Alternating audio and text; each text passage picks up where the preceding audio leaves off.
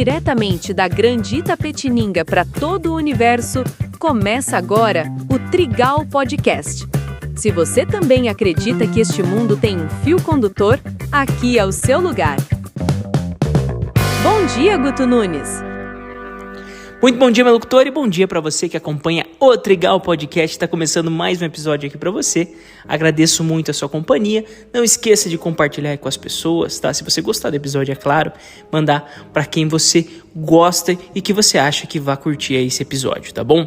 Eu sou o Guto Nunes, estou junto com você todas as manhãs para investigar aquilo que verdadeiramente importa, né? Espiritualidade dos dias úteis. E hoje eu vou entrar num assunto aqui um pouco mais de curiosidade, né? E teológico, mas que você vai ver como impacta também na nossa vida, né? No nosso dia a dia, principalmente aí na maneira de a gente enfrentar o mundo. Nunca passou pela tua cabeça essa pergunta, né? De o que está fazendo Pilatos no meio do creio, né? Ou do credo, como era chamado antigamente. Credo e creio é a mesma coisa, tá bom? O que está fazendo ali?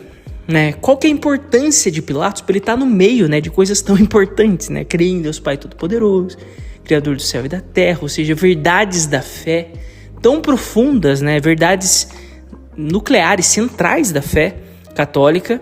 E no meio desse negócio tem lá um padeceu sob Pôncio Pilatos. Por que não simplesmente falou que Jesus padeceu? Por que não simplesmente fala que Jesus morreu por nossos pecados, ressuscitou depois, tudo? Qual que é a necessidade, então, de colocar o nome de um cara que não tinha nada a ver com o assunto ali no meio do creio? Existem 3 porquês, tá bom? O primeiro deles, acredito que você já deve estar imaginando aí, mas que é muito importante para a igreja, principalmente no seu estabelecimento, né, da igreja. Lembre que o creio, né, principalmente o símbolo dos apóstolos, né, que é esse creio que nós rezamos, a versão mais curta, tem também o credo niceno, ambos, né, eles são muito antigos. Tá, então eles são de uma época que a igreja não tinha a organização que se tem hoje, né? Ela não tinha, de certa forma, uma estrutura tão bem integrada, tão bem formada. Então era importante fazer, vamos dizer assim, uma profissão de fé que fosse concisa, mas que demonstrasse alguns elementos. E um elemento que eles viam como muito importante ali, e que permanece importante até hoje, é atestar a figura histórica de Jesus. Né? É atestar que Jesus não é uma mitologia. Jesus não é como os deuses gregos, né? Onde se tem templos, onde se tem histórias, onde se tem diversas passagens a respeito deles, mas que no fim eles foram simplesmente mitos, né? Que foram criados para dar vazão, né? Demonstrar alguns comportamentos humanos. Não, Jesus, ele aconteceu na história. A encarnação é real. O padecimento de Jesus é real. A morte de Jesus é real e a ressurreição de Jesus é real. E qual era a forma mais tranquila, mais simples, mais datada de você demonstrar um fato histórico? Era você associar isso à história do Império Romano. O Império Romano estava governando o mundo, o Império Romano gerava muitos documentos a respeito de seus governadores, a respeito do próprio César, né, da pessoa que estava no comando ali do Império.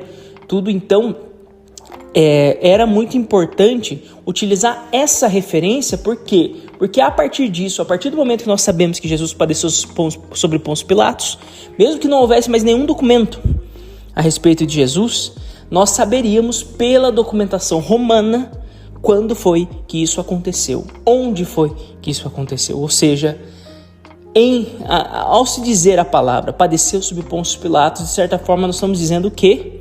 Que aconteceu realmente nesse mundo, em uma certa época, em um certo tempo. Alguns dias atrás, alguns bastante, né? Mas alguns dias atrás, Jesus estava caminhando nessa terra como eu e você estamos caminhando hoje. E estava sujeito às leis que existiam naquela época, aos governantes daquela época como nós estamos hoje. Tá? E esse já é o segundo ponto, né? Também é importante para a igreja atestar que Jesus se submeteu a uma autoridade legítima da época, por mais que injusta, tá? Então, a decisão desse mundo com as autoridades constituídas também importam para a igreja. Também são demonstrações e são poderes dados por Deus, tanto que até no Evangelho Jesus fala em certo momento, né? onde Pilatos ali o confronta, né? Fala para ele, não sabes que eu tenho o poder de mandar matar-te ou mandar soltar-te? E Jesus fala, não terias poder algum se não lhe fosse dado pelo meu Pai. Ou seja, a igreja também atesta a realidade, né, dessas autoridades, né? Ou seja, de uma realidade até espiritual dessas autoridades, através então de dizer que Jesus padeceu sob Pôncio Pilatos, tá? Mas ao mesmo tempo atesta também o quanto isso pode estar errado, né? O quanto essas autoridades, ainda que legítimas, elas podem fazer um julgamento injusto, né? Esse julgamento pode condenar o mais inocente de todos os homens, tá? Então é algo a nós pensarmos também, né? Ou seja, de todas essas estruturas que existem no mundo, o quanto elas são ao mesmo tempo, né, imbuídas de uma autoridade real, vinda de Deus, ao mesmo tempo também elas são falíveis, elas podem, mesmo tendo essa autoridade, elas podem cometer a maior das injustiças. E até que é por isso, né, que a igreja defende bastante a manutenção aí dos crucifixos nos locais, né, principalmente em locais do judiciário. Por quê? Para se lembrarem sempre, né, que uma autoridade constituída, uma autoridade real, uma autoridade que estava na plena posse ali dos seus direitos, né, ela condenou injustamente, ela fez o julgamento mais injusto da história. Então é sempre bom ter isso em mente, né, principalmente para os juízes aí que vão julgar, ter em mente também essa imagem, esse momento que aconteceu na história. E terceiro ponto, né? Então, tirando a parte histórica, que é muito importante. Segundo, a parte da autoridade civil, né? Ou seja, da realidade da autoridade civil, que é sim querida por Deus, mas que ao mesmo tempo está sujeita também à infidelidade, ao pecado, ao erro, né? Ao mesmo tempo também se mostra a pessoa do homem de Pilatos, né? Ou seja, eu e você somos Pilatos, cara. Eu e você, mesmo diante da verdade, nós podemos errar. E o mais legal de Pilatos, né? Por que ele é uma figura assim ímpar na história, né? É que Pilatos, ele consegue reconhecer a verdade. Em certo momento ali, Pilatos até diz que vê a inocência naquele homem, né? Pilatos, ele deixa claro que vê ele como inocente. Pilatos tenta soltá-lo e ele tinha poder para soltá-lo. Pilatos tenta então soltá-lo, mas diante da população ensandecida ali pedindo a cabeça de Jesus, diante de uma possível revolta da população, algo que poderia até, de certa forma, custar o cargo dele ali, porque Roma já não estava muito feliz com o governo dele ali, porque de fato tinham muitas revoltas, muitos problemas acontecendo. Então, diante disso, né, ele mesmo reconhecendo a verdade, isso aqui é dolorido demais, gente, quando nós pensamos na nossa própria vida, né?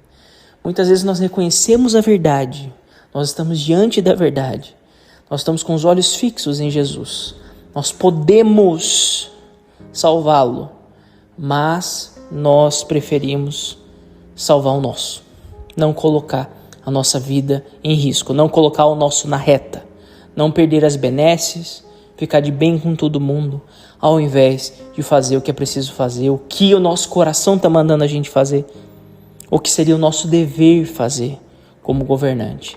Então olha para tua casa, cara. Quantas vezes você já não reconheceu o que você precisa fazer e você simplesmente não faz por conveniência? Olha para o teu trabalho, olha para as decisões que você precisa tomar, olha para a tua vida como um todo, né? E veja quantas vezes você já reconheceu a verdade, mas mesmo assim você não age conforme a verdade, porque você tem medo de desagradar, porque você tem medo de ficar sozinho, porque você tem medo de perder dinheiro, de perder cargo, de perder agrado das pessoas. Então, é muito importante ter Pilatos no credo. E tem até uma frase, né, uma brincadeirinha que se fala, né, que é mais perdido do que Pilatos no credo. Não sei se você já ouviu. É a mesma coisa que falar, sei lá, mais perdido que coreano no forró, mais perdido que azeitona na boca de banguela, mais perdido que cachorro em dia de abundância, todas essas coisas, né? Você pode usar também a partir de hoje, então, mais perdido do que Pilatos no credo, tá bom? Você entendeu por que ele não está perdido? E eu agradeço muito a sua companhia, a sua audiência. Amanhã tem mais Trigal pra você. O que você achou disso? Olha aí pra tua vida.